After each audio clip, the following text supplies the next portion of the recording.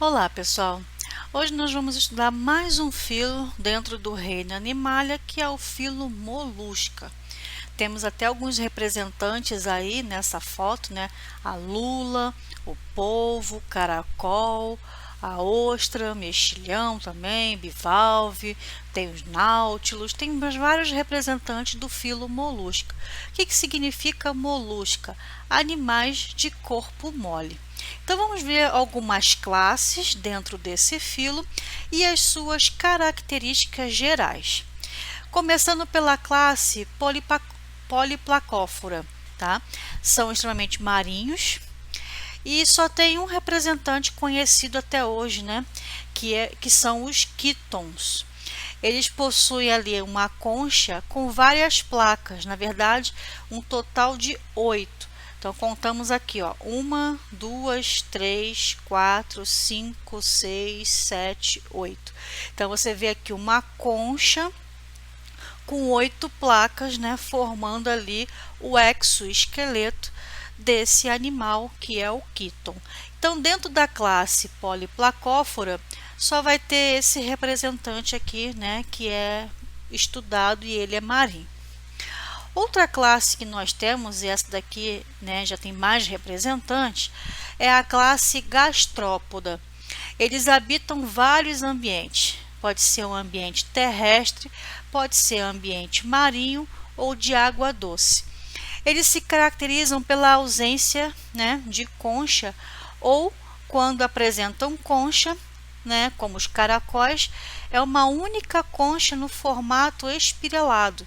Então você vê aqui, ó, em forma de espiral, tá? Ou ele não vai ter concha, ou vai ter essa concha nesse formato aqui, né, espiralado, né? E concha, né, quando a gente está estudando ali, né, na biologia, é a mesma coisa que válvula.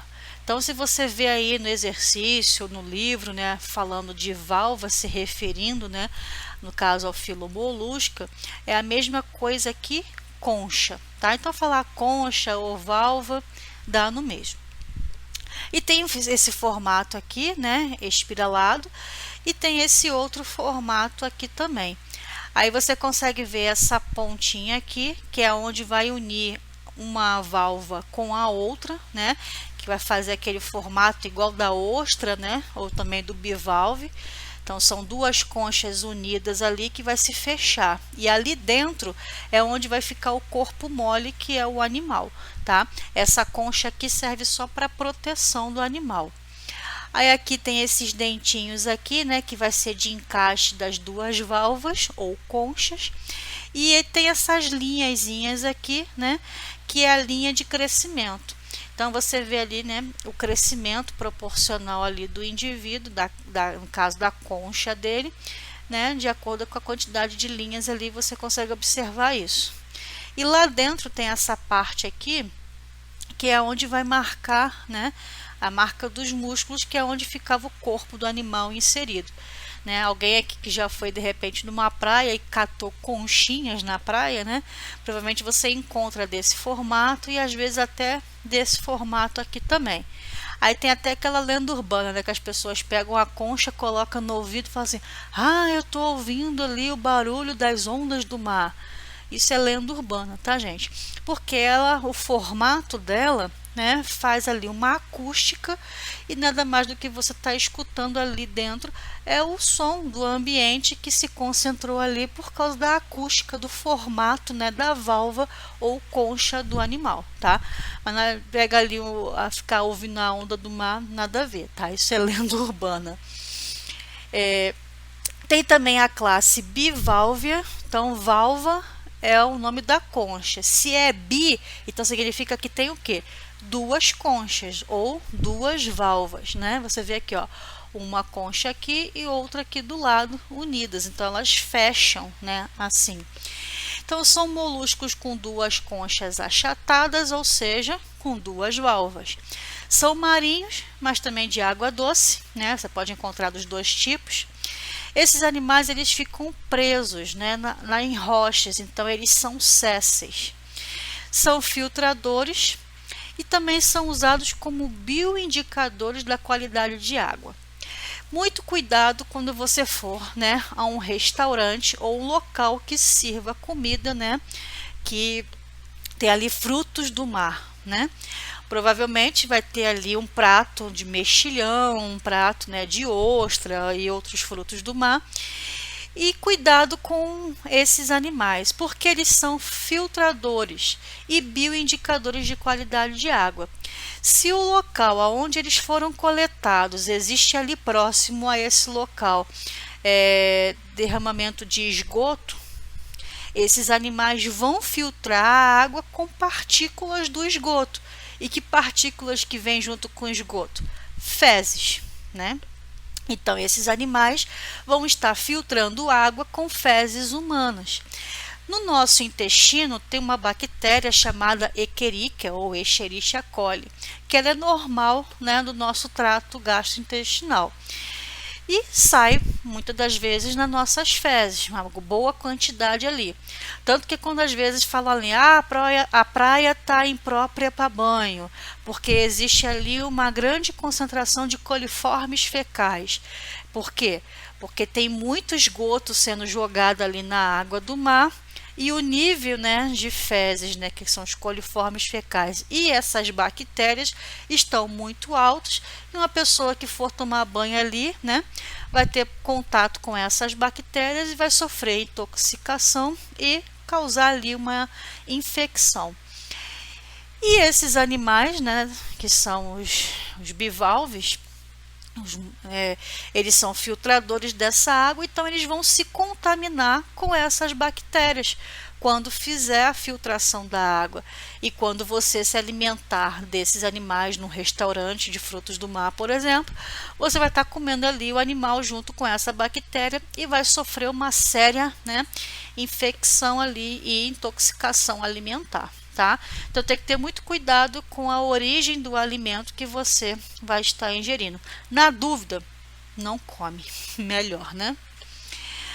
Eles são conhecidos também por pelicipópodas, por possuir um pé musculoso em forma de machado, para cavar buracos para se esconder de predadores, tá? Então ele tem essa estrutura que parece um machadinho, né? Que ele cava ali um buraco para poder se esconder de predadores. Quais são os seus representantes? Nós temos ali os mariscos, né? Que é esse que está aqui no prato, que eu falei que tem que ter cuidado quando for comer, né? Porque pode estar intoxicado com as bactérias, coliformes fecais. Nós temos aqui as ostras e as vieiras. As ostras, né, elas são famosas porque elas fabricam ali uma estrutura chamada de pérola. Como é que ela consegue fabricar essa pérola aqui e comercialmente é muito cara, né?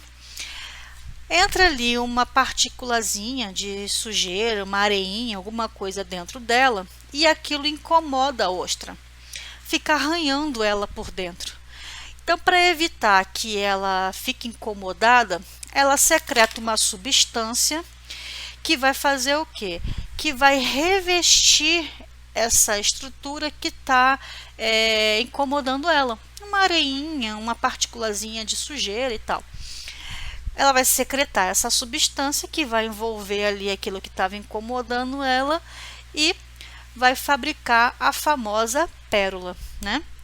Porque assim, revestindo com essa substância que forma a pérola, né, ela vai revestir ali e vai deixar de incomodar ela. Então, aquilo ali dentro, né, não vai mais incomodar, porque está numa superfície, né, protegida com essa substância que forma a pérola. Só que muitas pessoas fazem o quê? Caçam, né, essas ostras, abrem ela para recolher a pérola, mas não são todas as ostras que vão ter pérolas dentro, né? Só aquelas que tiverem incomodadas com alguma substância que entrou ali e está incomodando elas.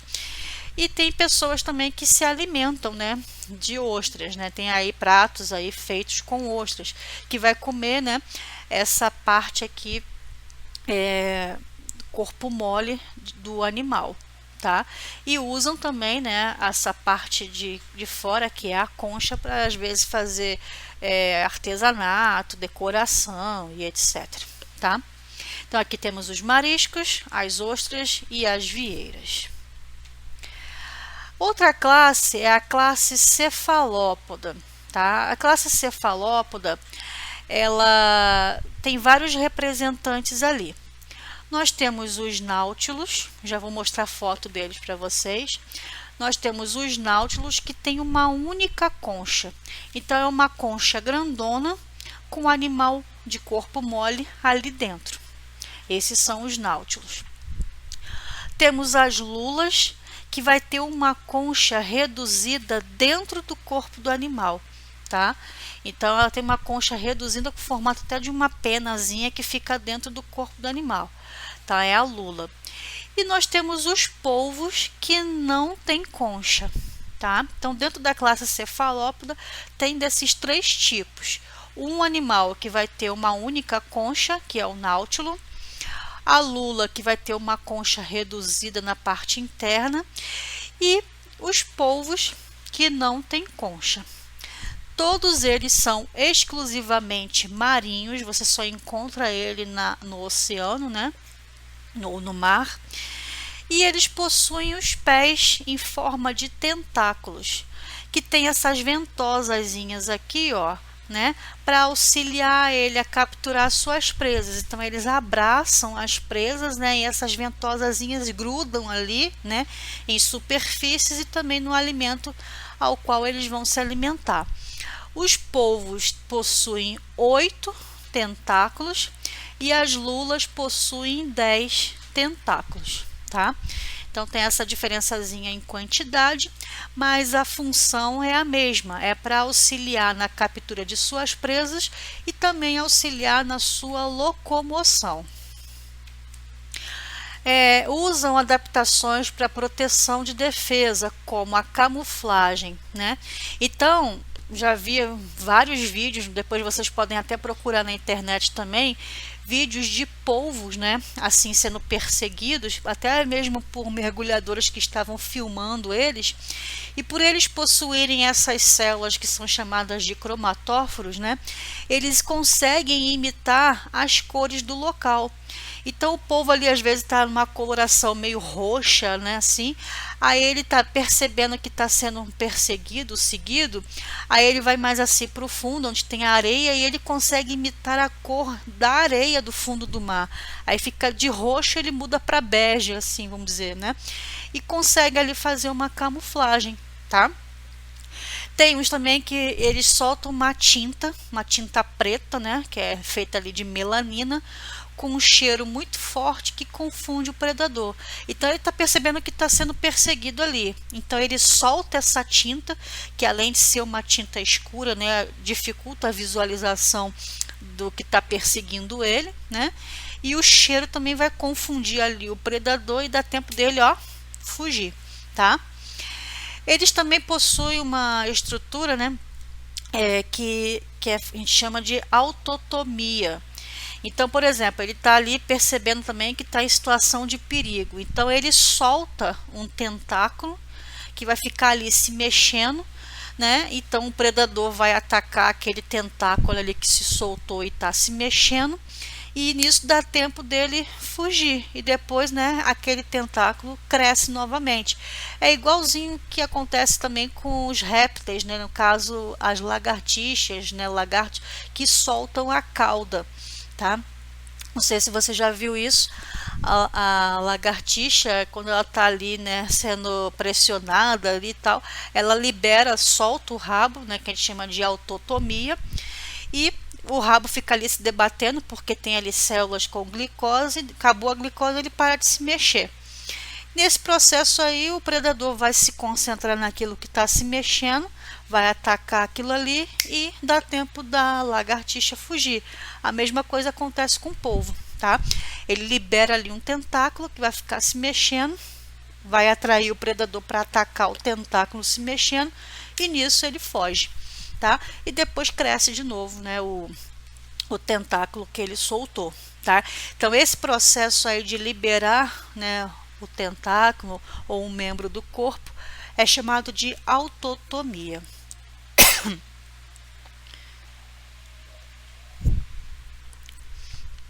Nós temos animais, né, desses cefalópodes que são muito grandes, né? Nós temos aí as lulas gigantes, que antigamente elas eram consideradas como monstros marinhos, né? Quando não se sabia ainda, né, sobre esses animais. Então os pescadores, né, os veleiros, né, essas pessoas que ficavam em alto mar, marinheiros e tal, às vezes viam um bicho grande desse no mar e ficavam horrorizados, né? Mas eles são mais de profundeza. Raramente você vê um animal desse na superfície, mas pode acontecer por algum motivo dele ir para a superfície, tá? Então são as lulas gigantes que podem chegar até 18 metros de comprimento. Imagine você se deparar com um animal grande desse no mar, né? Realmente assusta. Mas eles vivem mais nas profundezas dos oceanos. E os seus predadores são as baleias cachalotes. Então, as baleias cachalotes se alimentam dessas lulas gigantes. E essas baleias também são enormes, né? São uma das maiores baleias que existem. Então, ali a proporção, né, vai combinar certinho. Aí aqui tem uma foto, né? Aqui é do polvo e costumam ter polvos também bem grandes. Aqui é uma fotografia do náutilo, né, que é aquele que vai possuir uma única concha. Então, ó, o polvo não tem concha, não tem valva. O náutilus tem uma única concha, né, ou valva. E aqui tem uma fotografia de uma lula gigante, daquela que eu falei, né, que ela vai ali alcançar, né, até um tamanho de praticamente 18 metros de comprimento.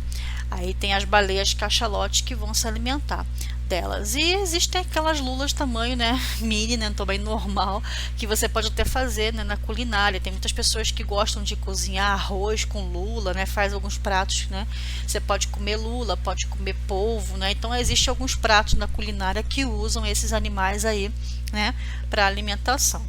E lembrando que as lulas não tem a concha dela, né, é reduzida, é bem pequenininha. Quais são as características, então, agora gerais de todo o filo molusca, tá? Simetria bilateral. Então, você traça um único plano de corte ali, né? E você vai ter ali duas metades, né, semelhantes. São triblásticos, então eles têm os 3 folhetos embrionários: endoderma, mesoderma e ectoderma. Na embriologia desses animais, né, desenvolvimento embrionário, as células do blastóporo originam primeiro a boca e depois o ânus. Então, eles são classificados como protostômios. São animais celomados, né, possui ali aquele espaço que abriga órgãos internos, que é o celoma, reduzido, que é onde vai abrigar ali, no caso, o coração do animal.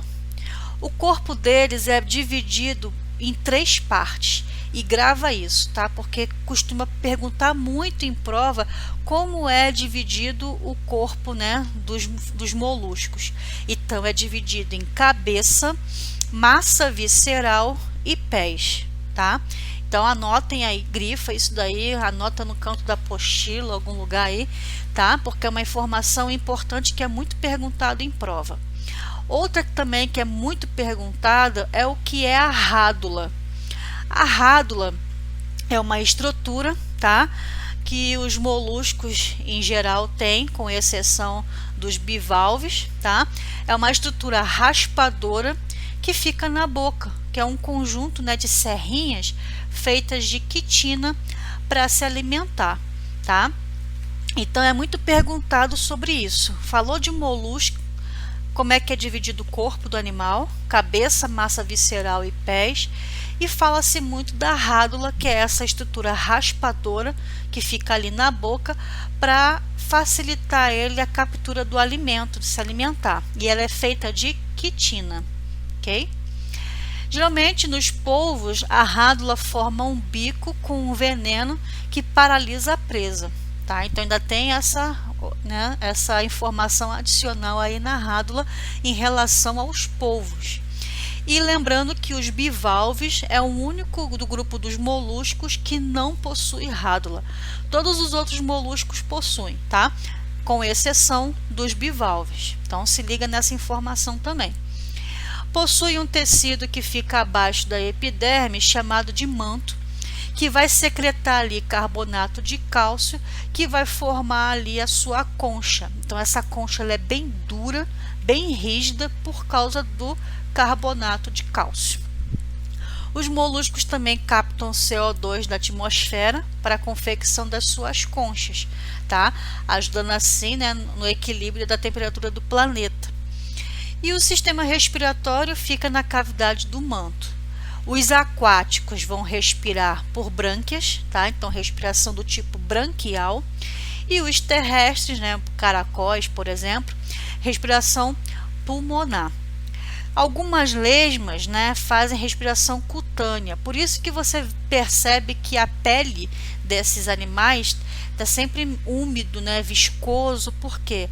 Porque elas fazem respiração cutânea, então precisa ter sempre a pele úmida para facilitar a troca gasosa, né, fazer a respiração, no caso, pela pele, tá?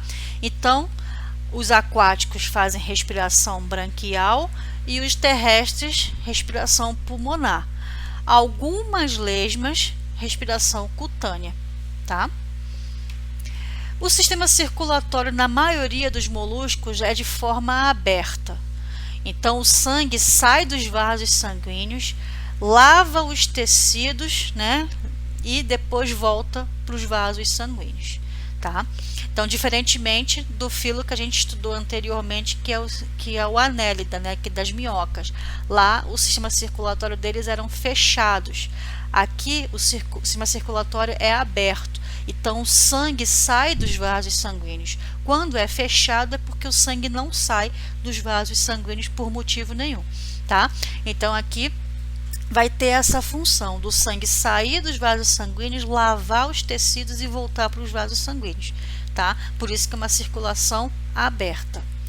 Já nos cefalópoda, né, que no caso é os polvos, né, a circulação vai ser o quê? Fechada, tá? Então cuidado com essas exceções, que é justamente elas que costumam ser cobradas em prova.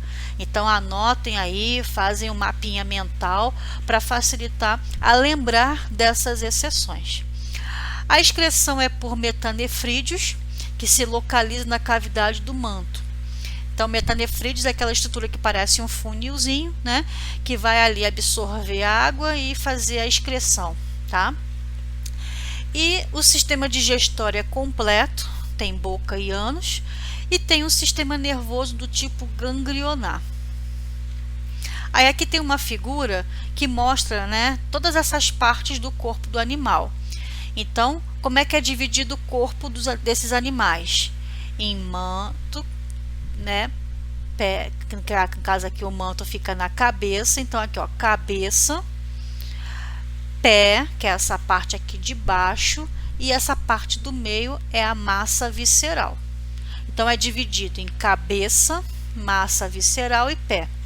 Aqui na cabeça, assim como todas as outras estruturas, tem algumas outras coisas que vale a pena a gente destacar, né? Aqui, por exemplo, logo debaixo da concha tem um manto, né, que é o que vai secretar o carbonato de cálcio para justamente fazer a formação dessa concha aqui que protege o animal. Visto que ele tem o corpo molinho, muito fácil de qualquer animal predar eles, né? Então, quando tem ali a concha protegendo e a concha dura, né, de carbonato de cálcio, já dificulta ali, né, serem predados. E essa parte aqui do meio, né, é onde vão ficar as suas estruturas internas, os seus órgãos internos. Então, a gente vê ali a presença do coração, você vê ali, né, o estômago, você vê aqui o intestino, aí aqui tem o nefrídeo, tem as brânquias, né, no caso esse daqui faz respiração branquial, então é aquático, né? Aí aqui você vê a boca, aqui o esôfago, o estômago, o intestino, até chegar aqui no ânus. Aí tem aqui também, né, esses cordões neurais que está de amarelo aqui, e tem as gônadas, né, para poder ter a sua reprodução. E lembrando que aqui na boca fica uma estrutura em forma de serrinha, né, que é a rádula, que vai facilitar raspar ali o alimento para ele ingerir, tá? Lembrando que bivalve não tem rádula. Aí aqui também tem a lesma do mar. Costuma cair bastante questão também falando sobre esse animal aí. Por quê? O que ela tem de diferente dos outros, né? Essas lesmas do mar, elas fizeram um feito muito interessante, porque nós sabemos que todos os animais são o quê? Heterótrofos, né? Eles não fabricam o seu próprio alimento, eles precisam ingerir ou comer algo que já esteja pronto. Por isso que eles são classificados como heterótrofos. Mas as lesmas do mar fizeram uma adesão. Elas aderiram células de algas no seu material genético. E agora elas possuem a capacidade de fazer o seu próprio alimento, ou seja, além delas serem heterotróficas, né, de comerem, né, algo que já esteja pronto, por ter nas suas células material genético de algas que são autotróficos, elas fazem fotossíntese. Percebe que ela é até verdinha, né? Não é à toa, porque tem ali a clorofila da alga que ela aderiu. Então, por possuir essa clorofila dentro das suas células, elas conseguem fazer fotossíntese.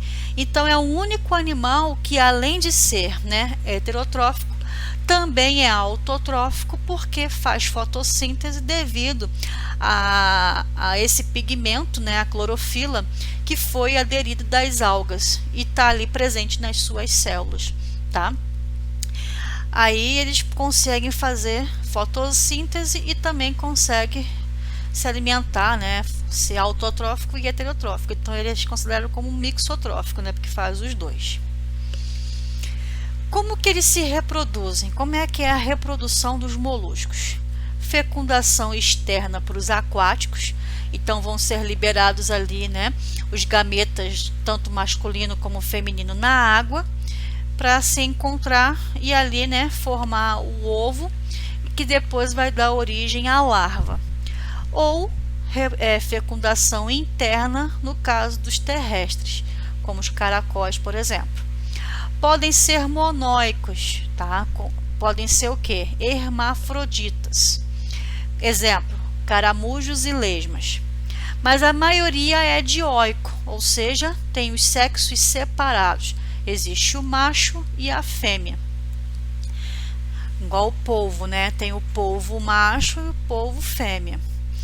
Desenvolvimento indireto, com a formação aí dessa larva na fotografia, como vocês podem observar aí ao lado. E o nome dessa larva é a larva ciliada do tipo trocófora, tá? Então é bom também anotar aí o nome dessa larva, que pode ser perguntado também em prova.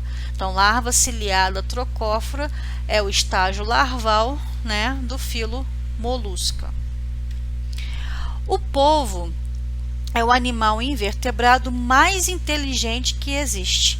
Tá? Então, dentro do grupo dos invertebrados, o polvo ele é o mais inteligente. Alguns cientistas comparam a inteligência do polvo com a do cachorro, né? Olha só, então ele consegue interagir, ele consegue responder a estímulo, ele é bastante inteligente, né? Assim como igual você se relaciona com o seu cachorro aí na sua casa, tá? Então é um animal bem inteligente, né? Do grupo aí dos invertebrados. Eu vou passar um videozinho para vocês assistirem e para você é um desenho animado, né? Não sei nem se o YouTube vai deixar passar no vídeo, mas vou tentar. Qualquer coisa eu posso mandar esse vídeo separado para vocês. Que é um desenho animado que mostra como esses animais são inteligentes, tá? Então, vamos assistir.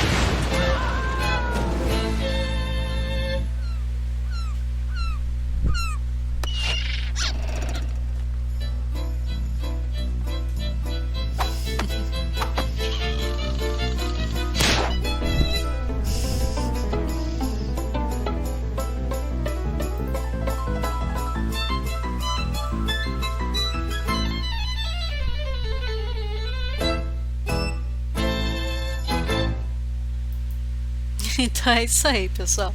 É um desenho animado, como eu falei, né? Mas eles são bem inteligentes sim, ok? Então ficamos por aqui. Qualquer dúvida é só me mandar uma mensagem e até o próximo assunto. Tchau, tchau.